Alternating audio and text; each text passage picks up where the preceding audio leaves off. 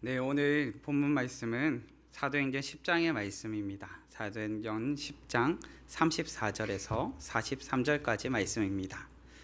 사도행전 10장 34절에서 43절까지 말씀. 제가 가진 성경으로 신약성경 205페이지에 있습니다. 우리 말씀 한 절씩 교독하시겠습니다. 베드로가 입을 열어 말하되 내가 참으로 하나님은 사람의 외모를 보지 아니하시고 각 나라 중 하나님을 경외하며 의를 행하는 사람은 다 받으시는 줄 깨달았도다. 만유의 주 되신 예수 그리스도로 말미암아 화평의 복음을 전하사 이스라엘 자손들에게 보내신 말씀, 곧 요한이 그 세례를 반포한 후에 갈릴리에서 시작하여 온 유대에 두루 전파된 그것을 너희도 알거니와 하나님이 나사렛 예수에게 성령과 능력을 기름 붓듯 하셨음에 그가 두루 다니시며 선한 일을 행하시고 마귀에게 눌린 모든 사람을 고치셨으니 이는 하나님이 함께 하셨음이라. 우리는 유대인의 땅과 예루살렘에서 그가 행하신 모든 일의 증인이라. 그를 그들이 나무에 달아 죽였으나 하나님이 사흘 만에 다시 살리사 나타내시되 모든 백성에게 하신 것이 아니요 오직 미리 택하신 증인 곧 죽은 자 가운데서 부활하신 후 그를 모시고 음식을 먹은 우리에게 하신 것이라. 우리에게 명하사 백성에게 전도하되 하나님이 살아있는 자와 죽은 자의 재판장으로 정하신 자가 곧 이 사람인 것을 증언하게 하셨고 그에 대하여 모든 선지자도 증언하되 그를 믿는 사람들이 다 그의 이름을 힘입어 죄사함을 받는다 하였느니라. 아멘. 오늘의 본문 말씀을 통하여서 복음의 증인되기를이라는 제목으로 말씀을 나누고자 합니다. 우리 오늘 임팩팅 영상을 보니까 98 또래 친구들까지 나왔던 것 같아요. 맞죠? 혹시 더 높은 또래 친구가 나온 친구가 있나요? 네, 저는 보다가 청년부 친구들이 저기 있는데 라면서 청년회로 올라간 친구도 보이고 하면서 다시 살펴봤었습니다. 기대가 되는 수련회겠죠. 네. 오늘 말씀을 보면서 복음의 증인되기를이라는 제목으로 말씀을 정해보았는데요. 사실은 저희는 증인이라는 표현보다는 그리스도인이라는 표현을 조금 더 익숙하게 생각합니다. 사실 그리스도인이라는 표현이 성경에 몇 번 정도 등장할까요? 생각해보기에는 어디서 등장했지? 라는 것부터 고민이 되죠. 그리스도인이라는 표현은 성경에 한 3번 정도가 등장을 합니다. 그런데 오늘 본문 말씀에서 우리가 알게 되는 증인, 다르게 표현하면 증인으로 우리를 주님께서 부르셨다고 하셨는데 증인이라는 표현은 얼마나 등장할까요? 사실 증인이라는 표현은요, 수없이 등장합니다. 사실 숫자를 세알리는 것이 어려울 정도로 증인이라는 표현이 많이 등장합니다. 우리는 그리스도인이라는 표현이 익숙하지만 그리스도인으로 불리기 전부터 주님께서는 우리를 증인으로서 부르셨습니다. 우리는 이렇게 불립니다. 너희는 이 모든 일의 증인이라.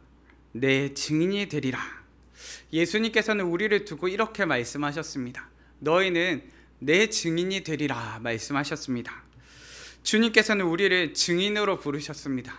특별히 복음의 증인으로서 우리를 부르셨습니다. 사도행전 10장은 고넬료의 환상으로 시작합니다. 10장의 환상 장면 가운데서 드러나는 것이 무엇인가 하니까 로마의 백부장인 고넬료가 욥바에 있는 베드로를 청하라 하는 것을 환상 중에 보게 됩니다. 이어서 베드로의 환상의 장면이 나오죠. 이방인을 향한 복음을 전파에 있어서 사실 걸림 있고 어려움 있던 베드로가 그 가운데서 너에게 오는 그 사람을 따라갈 것에 대해서 말씀하시는 장면을 살펴보게 됩니다.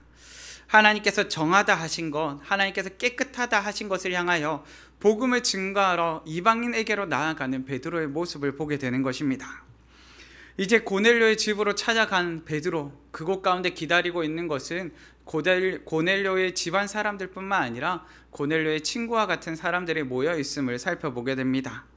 고넬료를 그 초청을 받아 베드로를 맞이하기 위해서 많은 사람들이 그 가운데 모여 있었다는 것입니다.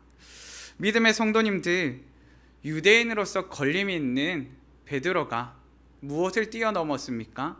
민족의 한계, 문화의 한계를 뛰어넘어서 고넬료의 집에 들어가게 되었습니다. 불편함이 있고 편견이 있는 자리였지만 그 불편함과 편견을 뛰어넘어서 그 고넬료의 집 안으로 들어간 것입니다. 로마의 백부장이요 이달리아의 백부장이라 불리는 이 고넬료는 자신의 사회적인 지위를 내려놓고 누구를 맞이하고 있습니까? 이 베드로를 환대하며 맞이하고 있습니다. 지위를 내려놓고 문화를 뛰어넘어 이 또한 환대의 자리로 나와 있음을 우리는 살펴보게 되더라는 것입니다. 기적과 같은 환대의 자리 가운데 마침내 베드로의 입술이 열립니다. 그리고 베드로는 이 자리에 복음의 증인으로서 참석하여서 마침내 복음을 증거하는 증인된 자가 증거해야 될 입술의 고백들을 가득하게 전함을 보게 됩니다. 믿음의 성도님들, 우리는 무엇을 증거해야 되는지, 복음의 증인으로서 오늘을 사는 우리가 무엇을 증거하면서 살아야 하는지를 본문을 통해 살펴보기 원합니다. 복음의 증인으로서 무엇을 베드로는 증거하기 시작합니까? 첫째는 은혜의 복음입니다. 본문 34절과 35절 말씀입니다. 베드로가 입을 열어 말하되 내가 참으로 하나님은 사람의 외모를 보지 아니하시고 각 나라 중 하나님을 경외하며 의를 행하는 사람은 다 받으시는 줄 깨달았도다. 아멘. 믿음의 성도님들, 은혜의 복음의 증인 되시기를 간절히 바랍니다. 본문에서 외모라는 표현은요, 법정적인 의미를 담고 있는 표현입니다. 법정에서의 상황을 담고 있더라는 것입니다. 단순히 우리에게 드러나는 외모를 말하는 것이 아니고요, 법정적으로 편애하거나 편파적인 판정을 내릴 수 있는 그러한 요소들을 다 담고 있는 표현이 바로 외모라는 표현입니다. 곧 은혜란 우리의 상황이나 조건을 따지지 않으신 하나님의 사랑입니다. 하나님께서는 나의 상황에 따라서, 나의 여건에 따라서 편파적으로 판정하지 않으셨다는 것입니다. 그저 나의 조건을 뛰어넘어서, 나의 외모를 뛰어넘어서 나를 사랑하시고 나를 품어주셨다는 것입니다. 더 이상 하나님께서는 유대인이냐 이방인이냐 민족의 한계를 두고 편애하지 않으십니다. 하나님께서는 우리의 모습이나 인종이나 학벌이나 세상적인 그 무엇으로도 우리를 편애하지 않으십니다. 이것이 바로 우리에게 화평의 복음이요 은혜의 복음입니다. 하나님께서 나를 조건을 따지지 않으시고 받아주심이 바로 은혜의 복음이라는 것입니다. 믿음의 성도님들, 이것은 나의 나됨이 어떠해서가 아닙니다. 오직 무엇으로 말미암음입니까? 하나님의 은혜로 말미암습니다. 믿음의 성도님들, 본문은 그렇게 이와 같이 고백합니다. 하나님을 경외하며 의를 행하는 사람은 다 받으시는 줄 깨달았도다. 이 고백은요, 고넬료의 가정을 염두에 둔 표현입니다. 이방인이요 로마의 군인이지만 중요한 것은 하나님께서 이를 받아주셨다는 것입니다. 유대인들의 눈에는 하나님의 백성이 되기에 불가능한 조건이 이방인이었습니다. 그런데 무엇을 알게 되었다고 말합니까? 이 불가능한 조건이 뛰어넘게 되었다라고 말을 하는 것입니다. 하나님께서는 그 어떠한 조건도 따지지 않으시고 이를 받아주셨습니다. 하나님께서는 할 수만 있다면 모든 사람이 구원에 이르기를 원하십니다. 그렇게 은혜의 복음은 모든 사람을 향하여 열려있다는 것을 기억하셔야 됩니다. 믿음의 성도님들, 우리는 누구나가 평등하다고 말하고 모두가 자유롭다고 말하는 세상 가운데 살아가고 있습니다. 모두가 서로에게 있어서 높낮이를 따질 수 없는 평등한 가운데 이 땅을 살아간다라고 말합니다. 그런데 세상을 살아가는 우리는 때로는 불평등을 경험합니다. 마치 계급이 나누어진 것 같고 신분이 나누어진 것 같고 지위를 나누는 것만 같은 세상의 가치관과 잣대를 들이밀어서 살아가게 됩니다. 특별한 사람으로서 차별되는 권리를 누리기를 원하고 특권을 누리기를 원하지만 많은 사람들은 이것은 불평등이다, 차별이다 말하는 세상을 또한 살아가고 있습니다. 그런데 하나님께서는 우리에게 이와 같은 불평등과 차별의 가치를 내세우지 않으십니다. 세상적인 가치로 복음을 증거하지 않으셨습니다. 그렇게 본문은 차별이 아니라 화평의 복음이요 은혜의 복음이 되는 것입니다. 하나님께서는 민족과 신분과 세상의 가치를 뛰어넘어 우리 가운데 복음을 전달해 주셨습니다. 유대인과 이방인이라는 민족의 한계와 지위를 뛰어넘어 복음이 우리에게 전해졌습니다. 불가능할 것이라 생각하였던 영역이 활짝 열렸음을 보게 되는 것입니다. 믿음의 성도님들, 은혜의 복음은 우리에게 복음에는 한계가 없다는 것을 깨닫게 합니다. 복음에는 불가능한 영역이 없다는 것을 또한 깨닫게 합니다. 예수님께서는 우리에게 말씀하십니다. 예루살렘과 온 유대와 사마리아와 땅끝까지 이르러 내 증인이 되리라 말씀하십니다. 여기서 우리가 눈여겨보게 되는 표현은 어디일까요? 바로 사마리아라는 표현입니다. 이스라엘 민족에게 있어서는 불가능한 장소가 있었습니다. 가기에 껄끄러워지고 부담스럽고 교류할 수 없는 사람, 함께 교제할 수 없고 욕을 하면 욕을 했지 칭찬할 수 없는 곳, 그곳이 어딘가 하니까 바로 사마리아입니다. 이들에게 있어서 사마리아는 거래할 수 없고 상정할 수 없는 사람들의 영역이었습니다. 복음을 들고 나아가야 한다면 불가능한 장소가 어디라고요? 바로 사마리아였습니다. 그런데 예수님께서는 말씀하십니다. 무엇을 말씀하십니까? 너희의 문화와 너희의 가치와 너희의 편견을 깨어 부수고 불가능이라 말하는 그 영역을 뛰어넘어서 무엇하라 말씀하십니까? 복음을 증거하라 말씀하십니다. 우리가 한계 지어버린 복음의 한계를 뛰어넘어서 너희가 복음을 증거해야 된다라고 말씀해 주시는 것입니다. 때로 우리는 복음을 증거함에 있어서 복음의 한계를 지어버릴 때가 있습니다. 저도 복음을 증거한다고 하면요, 사실 걸림이 생길 때가 있습니다. 이 사람은 안 될 것 같아. 이 사람이 교회에 나오면 내가 참 힘들 것 같아. 이 사람이 교회에 나오면은 교회 사람들이 어려워하지 않을까? 도대체 무슨 생각을 하게 될까라는 걱정이 일어나는 사람이 있습니다. 제가 가까운 가족을 전도하려고 해도요, 이 사람이 교회에 나오면 괜찮을까라는 걱정에 새는 가족도 있음을 보게 됩니다. 그런데 믿음의 성도님들, 우리가 참 복음에 대해서 한계를 짓고 있는 많은 모습들을 우리 안에서 발견하게 되더라는 것입니다. 예수님께서는 우리의 조건을 보지 않으셨는데 우리는 복음을 증거함에 있어서 조건을 따지고 있더라는 것입니다. 주님은 우리에게 모든 사람을 향해 복음이 열려있다 말씀하시며 은혜의 복음임을 가르쳐 주십니다. 그런데 우리는 어느샌가 복음을 들을 사람들을 차별하고 있습니다. 우리는 하나님의 놀라우신 은혜로 사랑을 누리고 있으면서도 그 사랑을 은혜로 나누지 못하고 있을 때가 참 많더라는 것입니다. 우리는 복음을 증거함에 편애와 차별을 말할 때가 있습니다. 교회의 문턱이 낮아야 된다고 말하지만 정작 우리 스스로 편애와 차별로 교회의 문턱을 높여버릴 때가 있습니다. 믿음의 성도님들, 우리가 고백하는 복음은요, 차별의 복음이 아니요 은혜의 복음입니다. 우리가 고백하는 복음은요, 미움의 복음이 아니라 사랑의 복음입니다.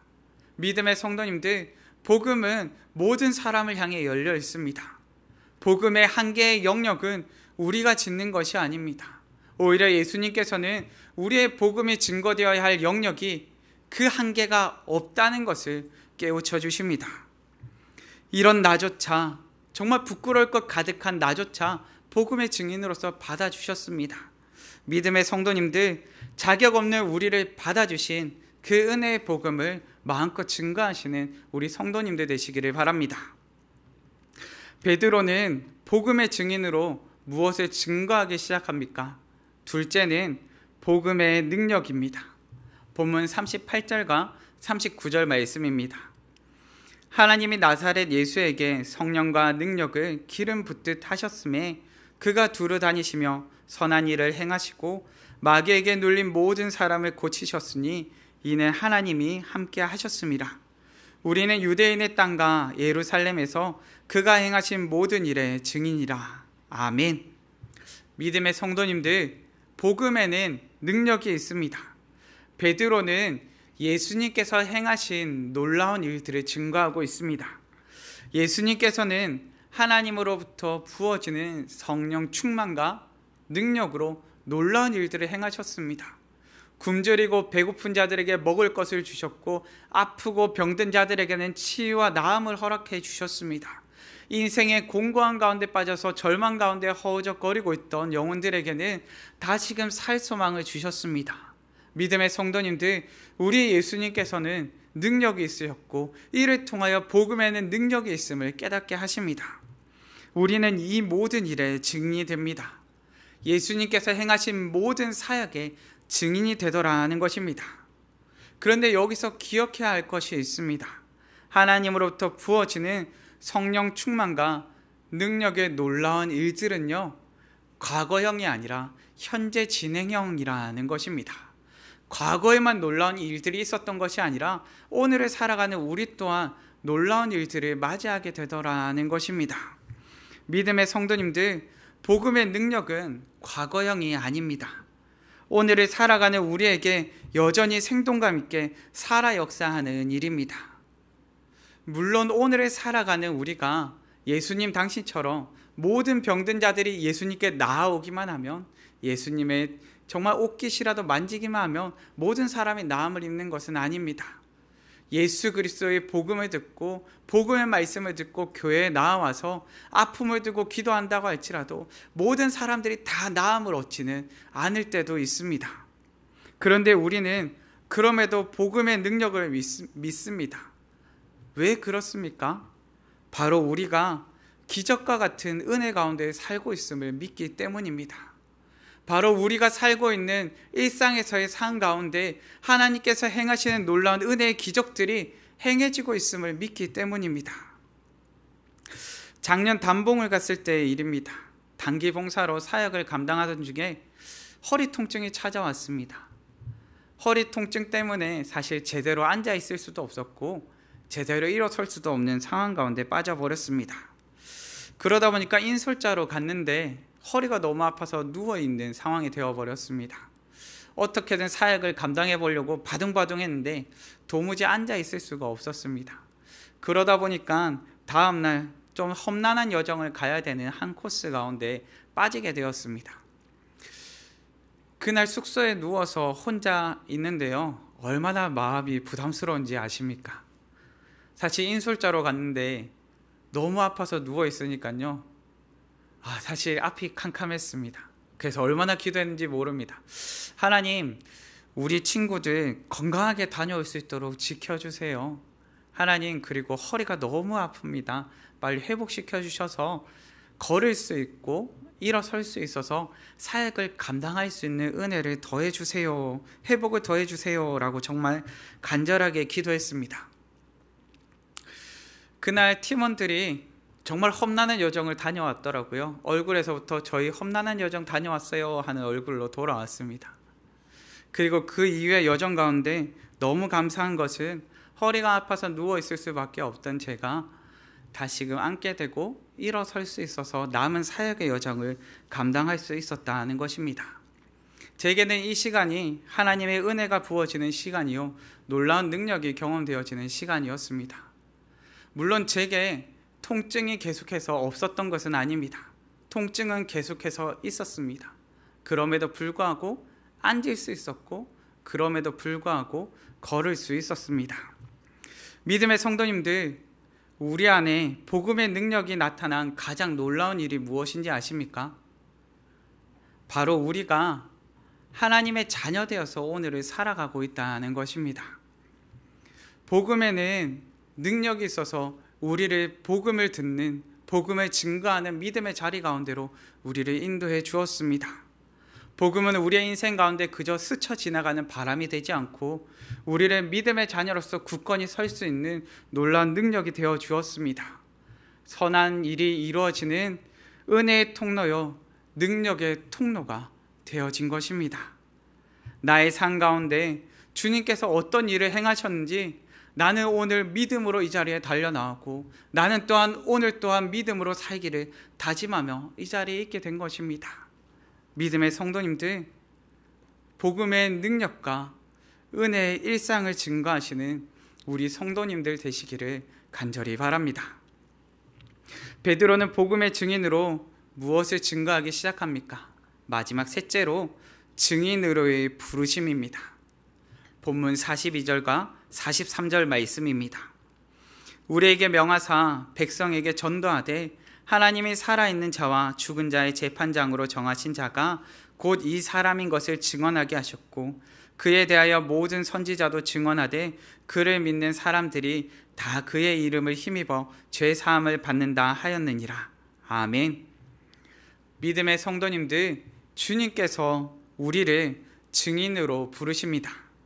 우리 옆을 바라보시면서 함께 고백하셨으면 합니다. 우리 옆 사람에게요, 주님께서 당신을 증인으로 부르셨습니다 라고 함께 고백하셨으면 합니다.